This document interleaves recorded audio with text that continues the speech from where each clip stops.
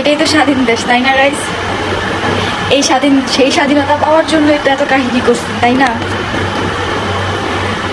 আজকে 8 তারিখ, 5 তারিখ 6 তারিখে যেটা শেষ হয়ে গেছে সমাধান, জানি এত প্রবলেম সেটা তো শেষ।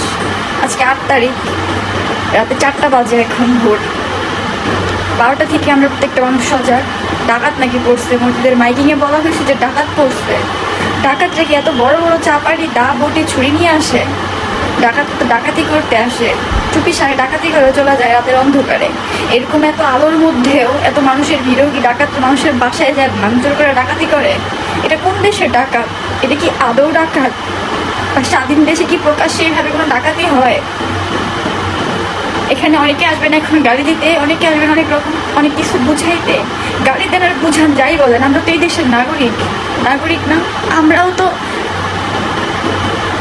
কি বলবো, আমরাও তো স্বাধীনতা চাইছিলাম, কিন্তু এটার নাম কি স্বাধীনতা?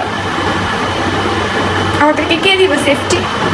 আমরা তো ডাকাতের ভয় করতেছি না, যে আমাদের সবকিছু নিয়ে যাবো এটার ভয় তো করতেছি না, আমাদের ইজ্জত সম্মানের ভয় করতেছি।